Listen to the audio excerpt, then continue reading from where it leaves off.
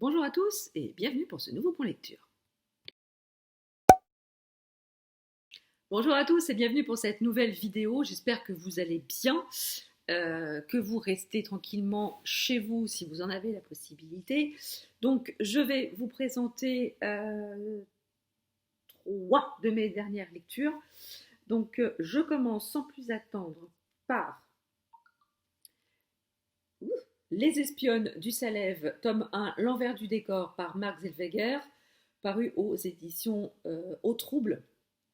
Donc ici, j'ai eu la surprise de découvrir un roman d'espionnage pendant la Seconde Guerre mondiale, un peu différent de ce qu'on a pu déjà lire. D'abord, Mark Zellweger l'explique très bien au tout début au tout début de son roman. Il a fait énormément de recherches avant d'écrire ce roman sur la Suisse pendant la Seconde Guerre mondiale, la position de la Suisse pendant la Seconde Guerre mondiale, la position des renseignements suisses pendant la Seconde Guerre mondiale, et de fil en aiguille sur ce réseau d'espionnes qui a, euh, qui a réellement existé. Donc c'est pour rendre hommage à toutes ces femmes qui ont constitué ce réseau que Mark Zellweger a décidé de faire une série d'espionnage uniquement basée sur ces femmes. Et dans ce premier roman, du coup, il nous explique la mise en place de ce réseau, qui a eu l'idée de mettre en place ce réseau, comment il s'est constitué, quelle a été sa première mission.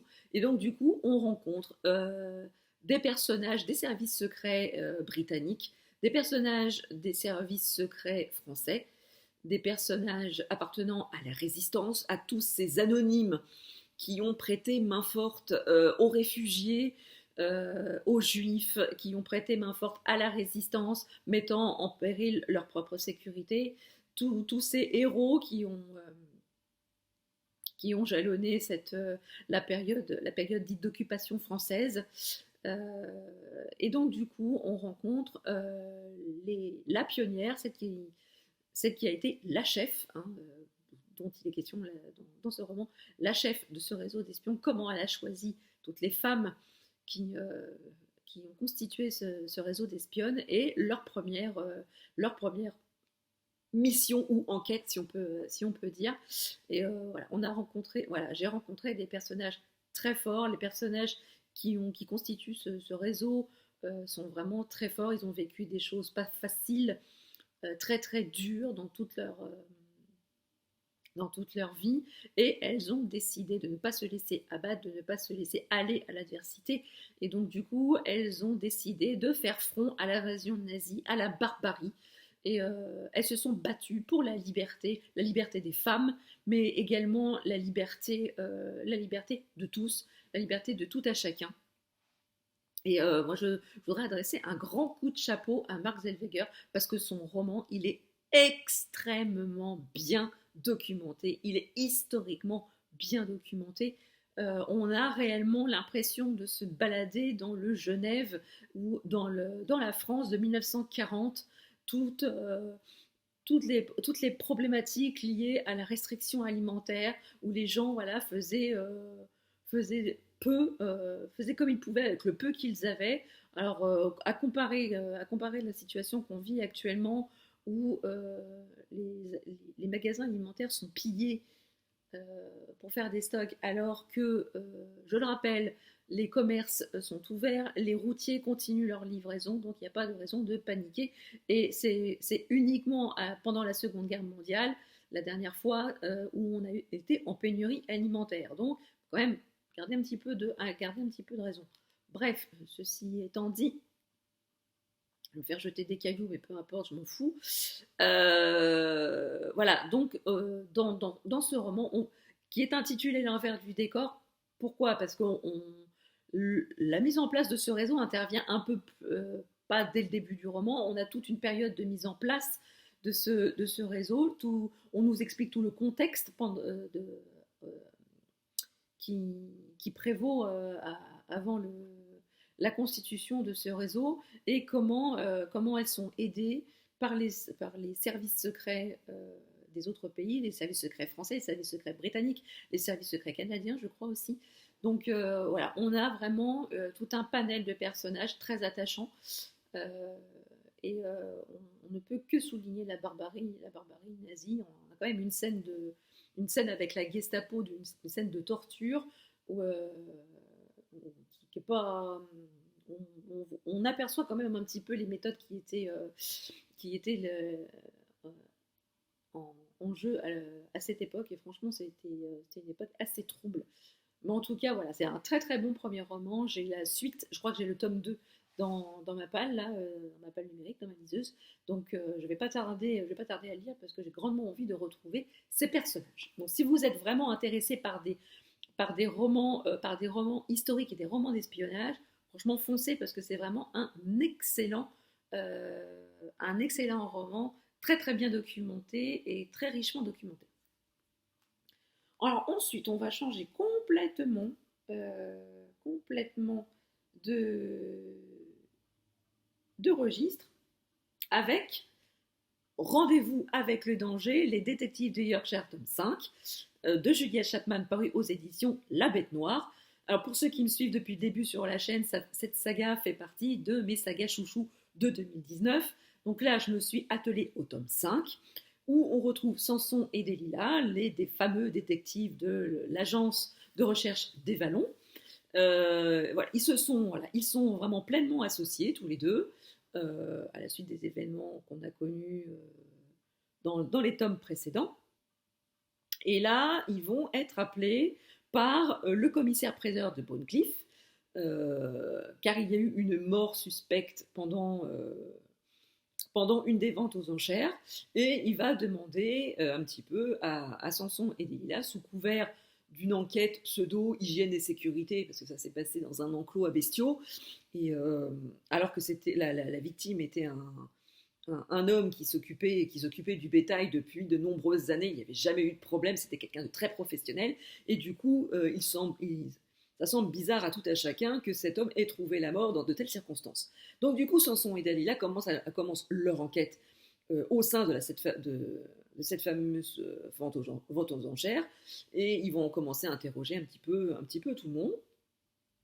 Et puis parallèlement à ça, on a également un chantage perpétré par un des habitants du Bonecliff sur une autre.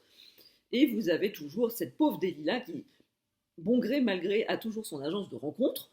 Et elle doit toujours trouver femme à un fermier qui, même pour l'amour et dans le pré, je pense qu'il y aurait du boulot quand même.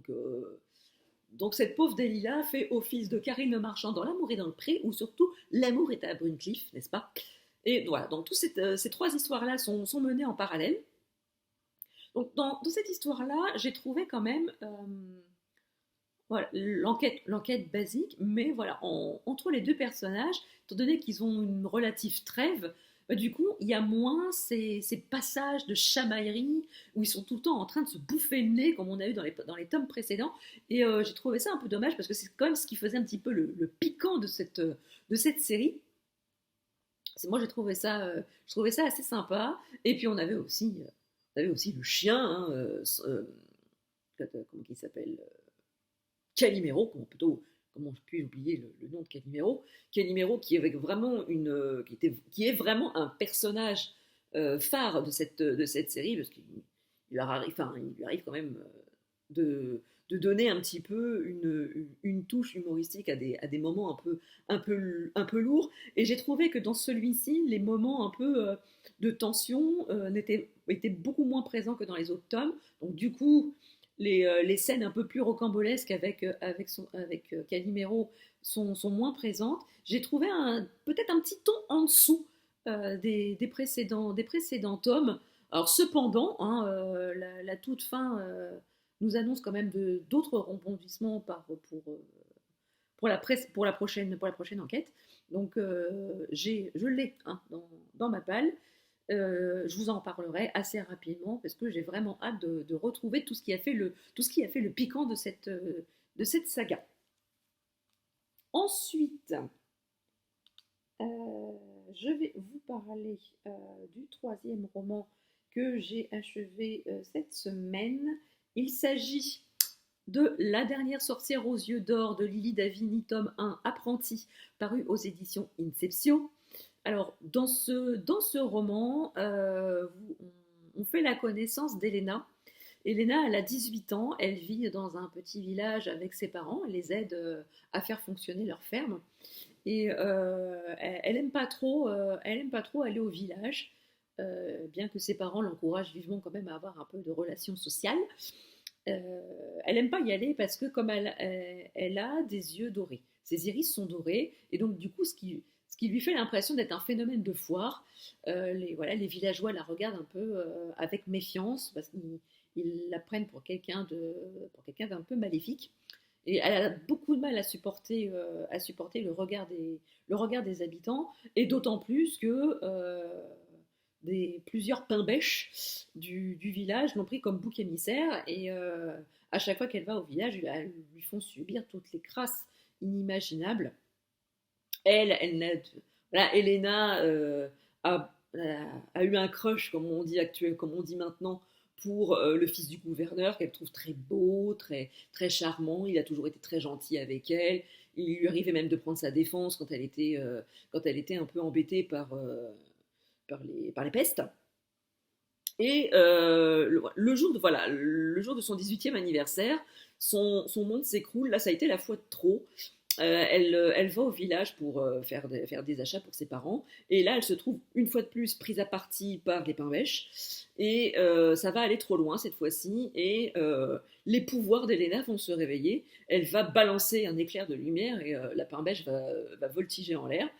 Et à partir de là, les villageois veulent la brûler, la foutre au bûcher, mettre sa tête au bout d'une pique. Enfin, bref, je vous laisse un petit peu imaginer le sort qu'on peut lui réserver. Donc, du coup, elle s'enfuit, elle trouve refuge dans la forêt avec, le personnage dit de la recousue, qu'on appelle la recousue dans le roman. C'est une femme dont les paupières ont été cousues. Elle vit en recluse dans la forêt. Est-ce qu'on dit que c'est une ancienne sorcière? Bref, on la laisse un petit peu tranquille, et du coup, elle offre un petit peu sa protection à Elena.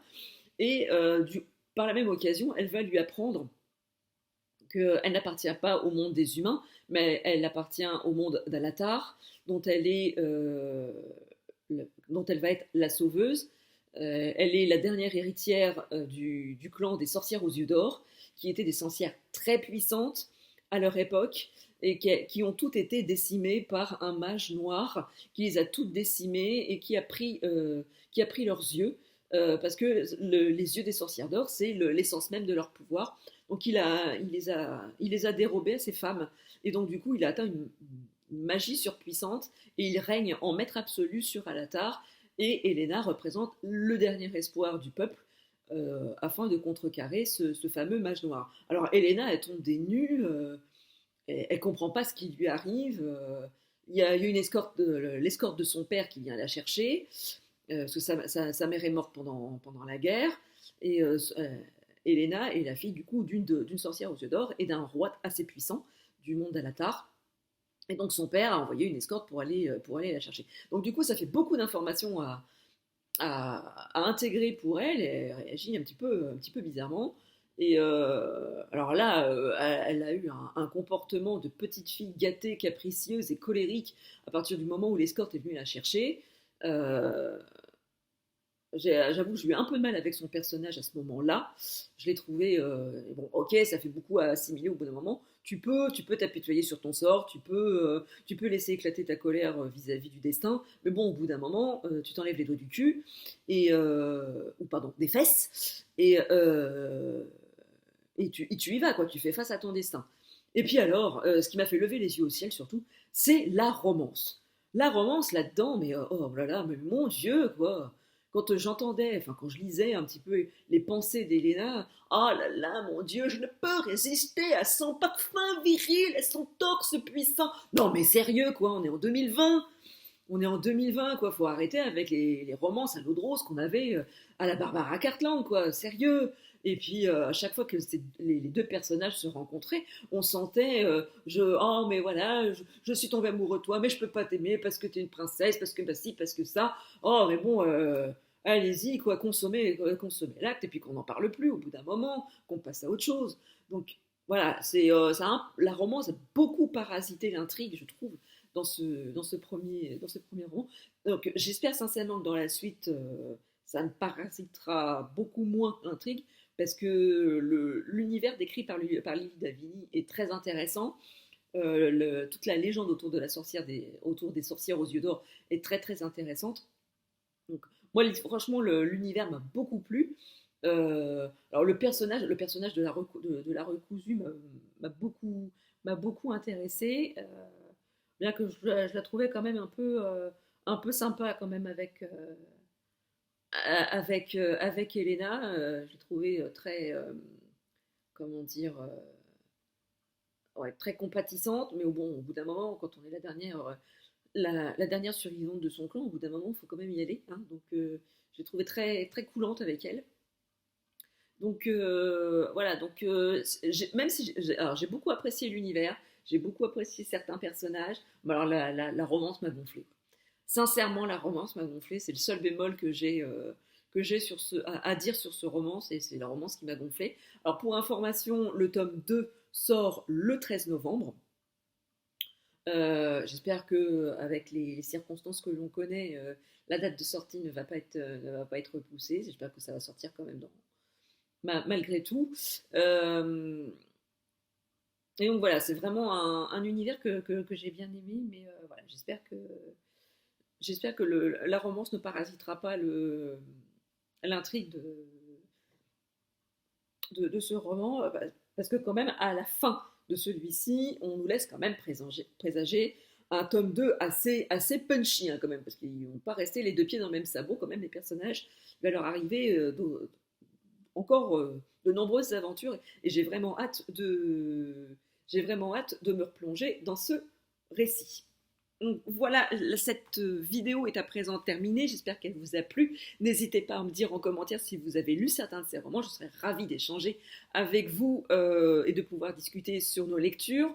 N'hésitez pas aussi à me dire ce que vous avez lu ces derniers temps, ce qui vous a le plus plu, ce qui vous a hypé, si vous avez des coups de cœur ou si vous avez eu une lecture black. Il faut aussi en parler. Hein, il faut tout pour faire un monde. Donc j'espère que vous avez aimé cette vidéo. Si c'est le cas, n'hésitez pas à mettre des petits pouces en l'air. N'hésitez pas à mettre plein de commentaires. Si vous n'êtes pas encore abonné à la chaîne, n'hésitez pas. C'est gratuit, ça fait plaisir et ça ne fait de mal à personne. Sur ce, je vous souhaite une très très bonne journée, de très très belles lectures. Prenez soin de vous et à très bientôt pour une nouvelle vidéo. Ciao.